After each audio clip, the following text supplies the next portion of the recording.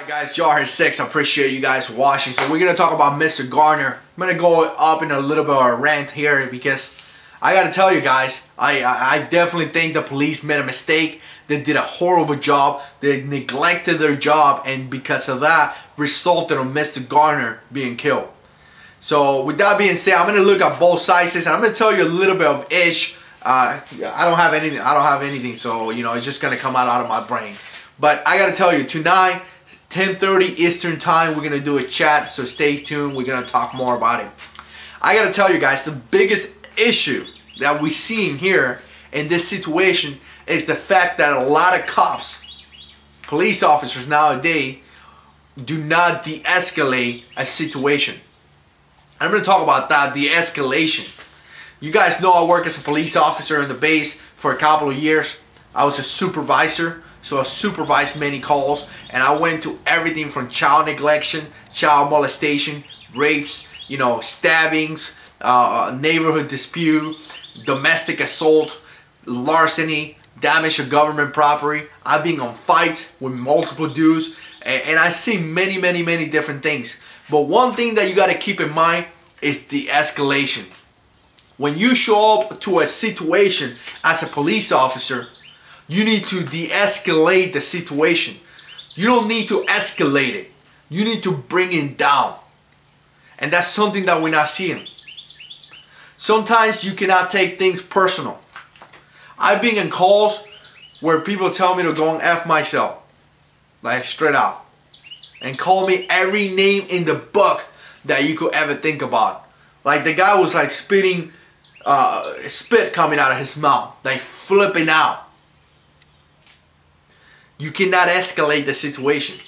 If in that moment I tell the guy the wrong thing, that will go into a fight. Just like that. So you need to be able to de-escalate the situation. I'm going to give you a good example. 2004, which was like 10 years ago, I show up to a call. This guy flipped out, started cursing at everyone, and took off running. Now I see the guy coming down in the road, and I pull over and I get down. The moment that I get down, he's ready to fight me. I mean, you could just tell. Big guy, you know, put his hands and he started shaking and he's ready to fight me. At one point, I thought he was going to attack me, so I took out my baton and I was ready to fight this guy. Now, I got to tell you guys, he kind of stopped and he started looking at me. He was like breathing really hard. So what I did was that I pulled my baton right behind me, you know, behind my legs, so he wouldn't see it. I was prepared to fight this guy if the situation happened. Because you got to be careful. You have to take care of yourself too. It's your safety. You know, if you ever fought a Marine, Marines could fight. So I was ready to fight this guy if the situation happened. But at the same time, I faced myself this way so he wouldn't see the baton. I started talking to him. I say, hey man, what's going on? I told him, you know we are brothers, right? Because we are Marines. We're brothers. You talk to me. Anything that happens to you, let me know. I'm your brother.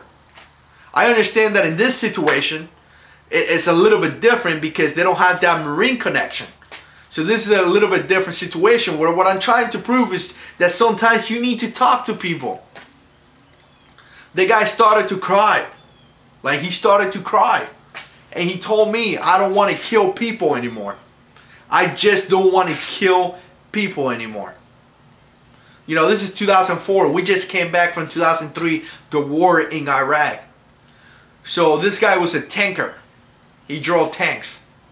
So can you imagine the issues that he had? We had 22 guys killing themselves daily in this country. 22 guys, military guys, killing themselves daily in this country because of those issues, PTSD. And things like that. I just thank God that I took the time to talk to that guy. And this is something that we're not seeing. We're not seeing cops taking the time to talk to an individual. You know, what is going on? I'm not saying cops need to be, you know, in many situations they're going to face issues. They're going to face issues that require to cause harm. It does require. You go inside a house or a domestic assault and the guy's flipping out, hitting people, you know, it's going to get ugly. But now I'm going to talk about that. I already talked about de-escalation. They need to de-escalate the situation, and they need to learn that by doing training and being properly supervised. I got to tell you guys, if you ask any military guy, supervision is the most important step. If people are not being supervised, they're going to do whatever they want. Where's the leadership to supervise and teach these people? And when they find something wrong, they need to hold them accountable for it. Because once they get held accountable for it, it's going to teach everyone else. You know what? I better not do that. Because if I do that, this is what's going to happen to me. The fact that this cop is not being indicted for any crimes, that tells the other cops that they could do whatever they want. Now, should he be indicted for murder? I don't know that question. But his actions resulted on the killing of another individual. So some kind of way he neglected something.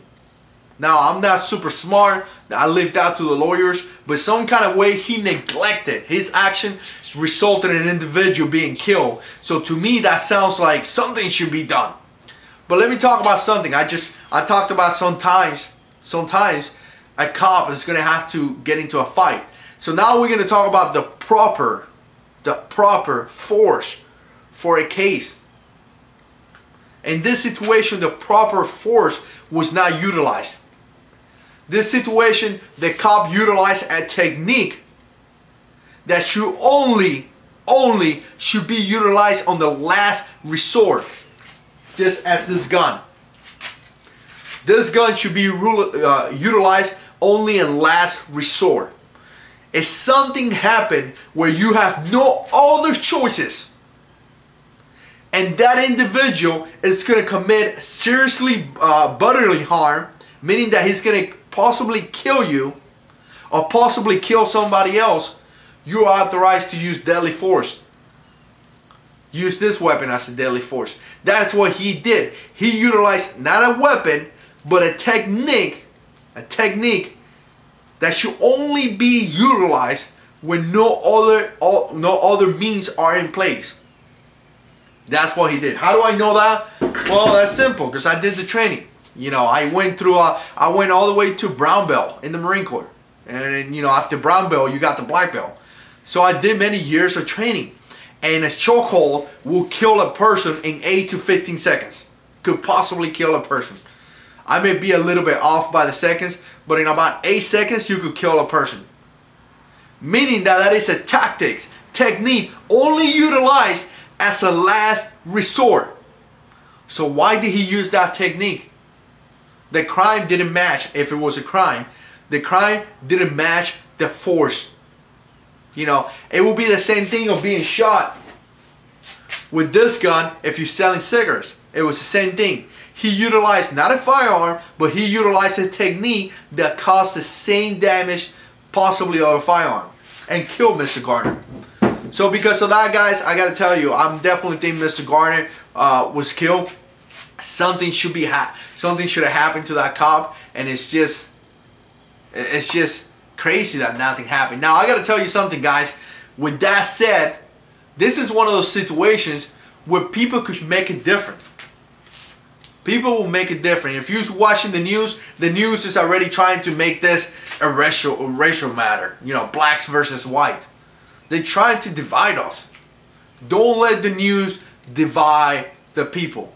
You already saw, I think it was Mr. Garner's daughter saying in CNN that this was not about race. But CNN is pretty big into like continue to question that if it's about race. And his daughter said on the news that this is not about race. This is bigger than that. And she's absolutely right. This is not about race. This is bigger than that. We can make it different. We can make something. We could have some policies change. We could make something good out of that. If the communities, you know, if people start burning down the city and destroying everything just like they did in Ferguson, then they won't be able to make it different. Then this will be for nothing because they won't be able to make it different.